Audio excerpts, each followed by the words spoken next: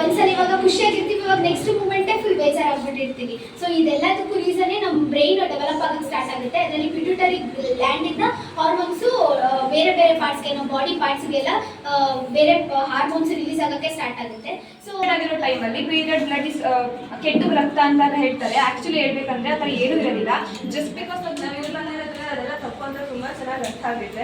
ಆ ಥರ ಮಾಡ್ತಿದ್ರೆ ನಮ್ಮ ಅಕ್ಕಪಕ್ಕ ಮನೆಗಳಲ್ಲಾಗಿರ್ಬೋದು, ಅಲ್ಲಿ ಗೌರ್ಮೆಂಟ್ ಸ್ಕೂಲಲ್ಲೆಲ್ಲ ಆಗಿರ್ಬೋದು ಹೋಗ್ಬಿಟ್ಟು ಹೇಳೋದ್ರಿಂದ ಅವರು ಅರ್ಥ ಮಾಡ್ತಾರೆ. ನಾನು ಆ್ಯಕ್ಚುಲಿ ಹಾಸ್ಟೆಲ್ ಕಡೆಯಿಂದ ಬಂದಿರೋದು. ನಾವು ಅಷ್ಟು ಚೆನ್ನಾಗಿ ಆ್ಯಕ್ಚುಲಿ ಇದರಿಂದ ನಮ್ಗೆ ಎಷ್ಟು ಯೂಸ್ಫುಲ್ ಅಂದರೆ, ನಮಗೆ ಪೀರಿಯಡ್ಸ್ ಪ್ರಾಬ್ಲಮ್ ಗೊತ್ತಿರಲಿಲ್ಲ. ಫಸ್ಟ್ ಆಫ್ ಆಲ್ ಏನೇ ಆದರೂ ಪೇರೆಂಟ್ಸ್ ಕೇಳ್ಕೊಳ್ಳೋದಕ್ಕೂ ನಾವು ಹಿಂಜರಿತಿರ್ತೀವಿ. ಫಸ್ಟ್ ಆಫ್ ಆಲ್ ಇವಾಗ ನಾವು ಹಾಸ್ಟೆಲಲ್ಲಿ ಇರ್ತೀವಲ್ಲ, ಅಲ್ಲಿ ಹೈಜಿನಿಕ್ ಆಲ್ಮೋಸ್ಟ್ ಮೇಂಟೈನ್ ಮಾಡಲ್ಲ ಯಾರು. ಸೊ ಇದರಿಂದ ನಾವು ಹೇಳಿದ್ರೆ ಅವ್ರು ಹೈಜಿನ್ ಮೇಂಟೈನ್ ಮಾಡ್ತಾರೆ. ಸೊ ಅವೇರ್ನೆಸ್ ಓಕೆ ಫುಲ್ಫಿಲ್ ಮಾಡ್ತಾರೆ. Thank you.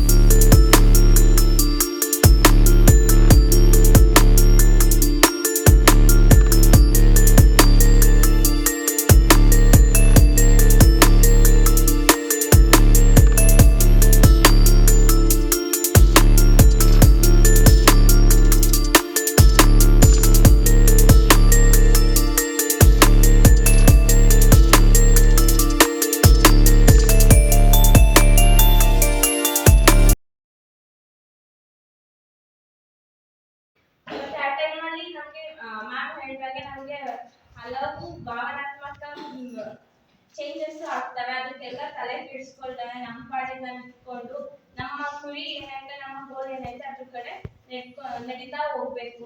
ಪ್ಯಾಡನ್ನು ಹೆಂಗೆ ಯೂಸ್ ಮಾಡಬೇಕು ಅಂತ, ಆಮೇಲೆ ನಾವು ಎಷ್ಟು ಸ್ವಚ್ಛತೆಯನ್ನು ಕಾಪಾಡ್ಕೊಳ್ಬೇಕು ಅಂತ, ಆಮೇಲೆ ಉಪ್ಪು ಅಂತ ಸುಮಾರು ಜನಕ್ಕೆ ಯಾರಿಗೂ ಗೊತ್ತಿಲ್ಲ.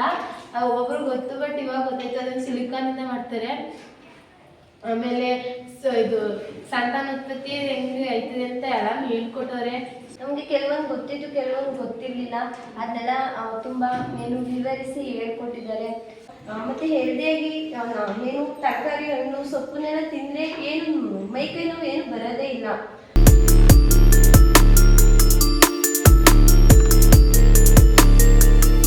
ಹಾಗೆಲ್ಲ ಮಾಡಿದ್ದಿನ ಏನು ಬೇಕಂಗೆ ವಾಶ್ ಮಾಡಿದ್ದ